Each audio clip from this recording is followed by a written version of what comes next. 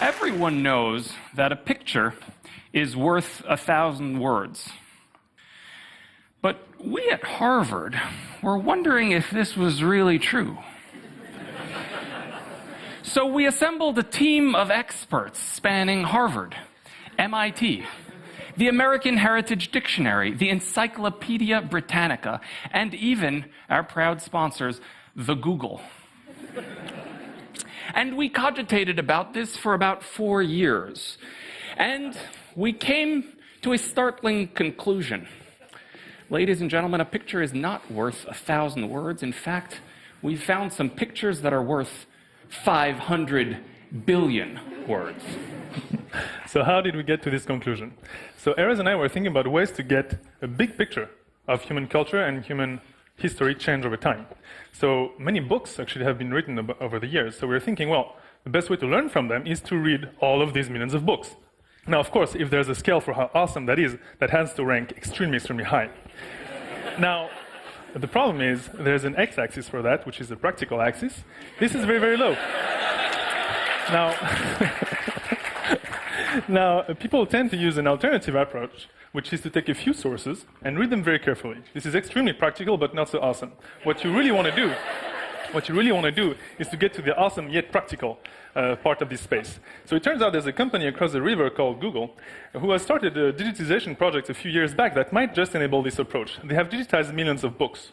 So what that means is one could use computational methods to read all of the books in the click of a button. That's very practical and extremely awesome. Let me tell you a little bit about where books come from. Since time immemorial, there have been authors. These authors have been striving to write books, and this became considerably easier with the development of the printing press some centuries ago. Since then, the authors have won on 129 million distinct occasions publishing books. Now, if those books are not lost to history, then they are somewhere in a library, and many of those books have been getting retrieved from the libraries and digitized by Google, which has scanned 15 million books to date. Now, when Google digitizes a book, they put it into a really nice format. Now we've got the data, plus we have metadata. We have information about things like where was it published, who's the author, when was it published. And what we do is go through all of those records and exclude everything that's not the highest quality data. What we're left with is a collection of 5 million books, 500 billion words, a string of characters 1,000 times longer than the human genome, a text which, when written out, would stretch from here to the moon and back 10 times over, a veritable shard of our cultural genome. Of course, what we did when faced with such outrageous hyperbole was what any self-respecting researchers would have done. We took a page out of XKCD and we said, stand back, we're going to try science. Now, of course, we're thinking, well, let's just first put the data out there for people to do science to it. Now, we're thinking, what data can we release? Well, of course, you want to take the books and release the full text of these 5 million of books. Now, Google, and John Orwell in particular, told us a little equation that we should learn. So we have 5 million books, that's 5 million authors, and that is 5 million plaintiffs. It's a massive lawsuit. So, although that would be really, really awesome, again, that's extremely impractical. Now, again, we kind of caved in and we did the very practical approach, which is a bit less awesome. We said, well, instead of releasing the full text, we're going to release statistics about the books. So we're going to take, for instance, a gleam of happiness. It's 4 words. We call it a 4-gram. We're going to tell you how many times a particular 4-gram appeared in books published in 1801, 1802, 1803, all the way up to 2008. That gives us a time series of how frequently this particular sentence was used over time. We do that for all the words and phrases that appear in those books. And that gives us a big table of 2 billion lines that tell us about the way culture has been changing. So those 2 billion lines, we call them 2 billion Ngrams. What do they tell us? Well, the individual Ngrams measure cultural trends. Let me give you an example. Let's suppose that I am thriving. Then tomorrow I want to tell you about how well I did. And so I might say, yesterday I throve. Alternatively, I could say, yesterday I thrived. Well, which one should I use? How to know? Well, as of about 6 months ago, the state of the art in this field is that you would, for instance, go up to the following psychologist with fabulous hair, and you'd say, Steve, you're an expert on the irregular verbs. What should I do? And he'd tell you, well, most people say thrive, but some people say throve. Now, you also knew, more or less, that if you were to go back in time 200 years and ask the following statesman with equally fabulous hair, Tom, what should I say? He'd say, well, in my day, most people throve, but some thrived.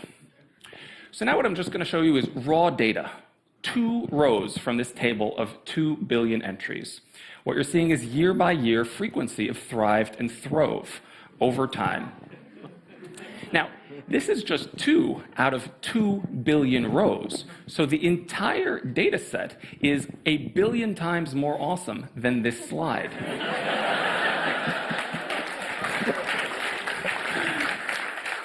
Now, there are many other pictures that are worth 500 billion words. For instance, this one, if you just type in influenza, you will see peaks at the time where you knew big flu epidemics were actually killing millions of people around the globe.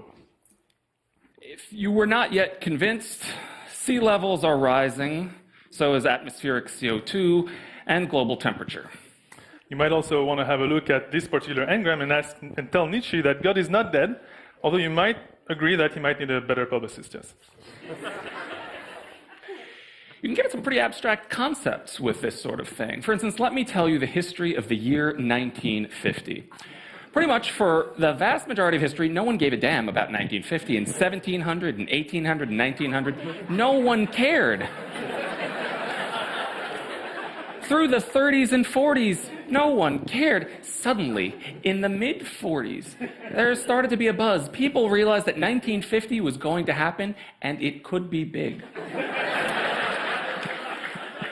But nothing got people interested in 1950 like the year 1950. People were walking around obsessed. They couldn't stop talking about all the things they did in 1950, all the things they were planning to do in 1950, all the dreams of what they wanted to accomplish in 1950. In fact, 1950 was so fascinating that for years thereafter, people just kept talking about all the amazing things that happened in 51, 52, 53. Finally, in 1954, someone woke up and realized that 1950 had gotten somewhat passé. And just like that, the bubble burst. Now, the story of 1950 is the story of every year that we have on record, with a little twist. Because now we've got these nice charts. And because we have these nice charts, we can measure things. We can say, well, how fast does the bubble burst? And it turns out that we can measure that very precisely. Equations were derived, graphs were produced. And the net result is that we find that the bubble bursts faster and faster with each passing year. We are losing interest in the past more rapidly. Now, a little piece of career advice. So for those of you who seek to be famous, you can learn from the 25 most famous political figures, authors, actors, and so on. So if you want to become famous early on, you should be an actor, because then fame starts rising by the end of your 20s. You're still young, it's really great. Now, if you can wait a little bit, you should be an author, because then you rise to very great heights. Like Mark Twain, for instance, is extremely famous. But if you want to reach the very top, you should delay gratification, and of course become a politician, right? So here, you will become famous by the end of your 50s and become very, very famous afterwards. So scientists also tend to get famous when they're much, much more old. Like, for instance, biologists and physicists can be almost as famous as actors. One mistake you should not do is become a mathematician. If you do that, you might think, oh, great, I'm going to do my best work when I'm in my 20s, but guess what? Nobody will really care.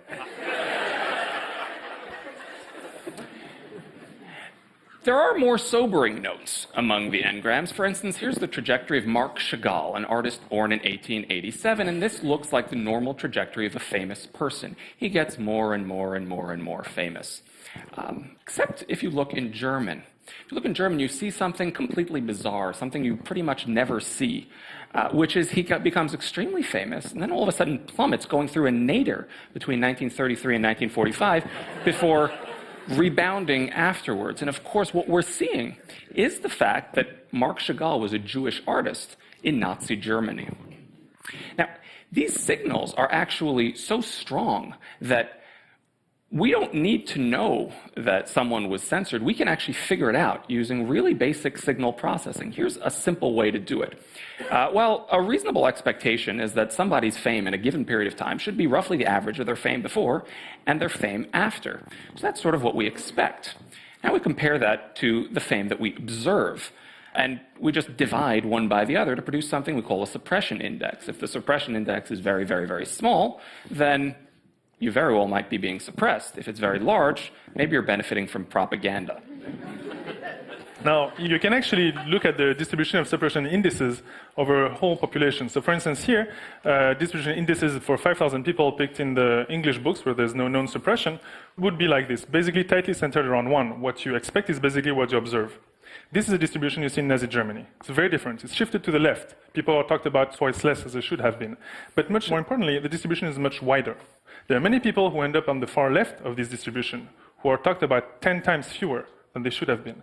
And then also many people on the far right who seem to benefit from propaganda. This picture here is the hallmark of censorship in the book record.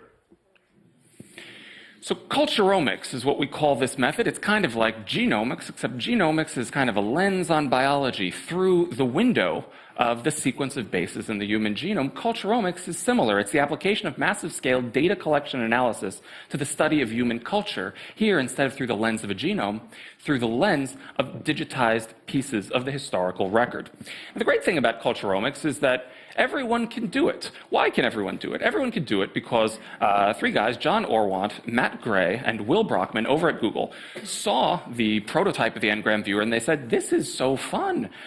We have to make this available for people. And so in 2 weeks flat, the 2 weeks before our paper came out, they coded up a version of the Ngram viewer for the general public. And so you too can type in any word or phrase that you're interested in and see its Ngram immediately, and also browse examples of all the various books in which your Ngram appears.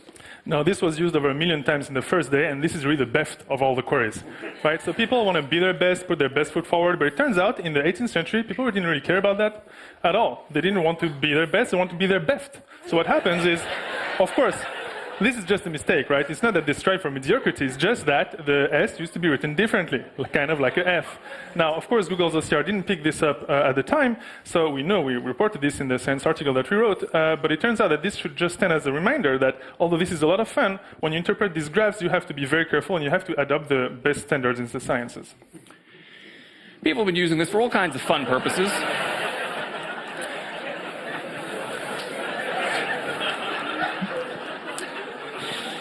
Actually, we're not going to have to talk. We'll just show you all the slides and remain silent.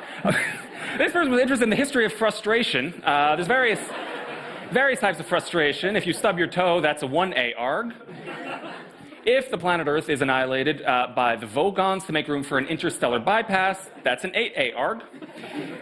This person studied all the args from 1 through 8As, and it turns out that the less frequent args are, of course, the ones that correspond to things that are more frustrating, except, oddly, in the early 80s. We think that might have something to do with Reagan. All right, the bottom line is, okay, there are many usages of this data, but the bottom line is that the historical record is being digitized. Google has started to digitize 15 million books. That's 12% of all the books that have ever been published. It's a pretty big, it's a sizable chunk of human culture. There's much more to human culture. There's manuscripts, there's newspapers, there's things that are not text like art and paintings. This will happen to be on our computers, on computers across the world. And when that happens, that will transform the way we have to understand our past, our present, and human culture. Thank you very much.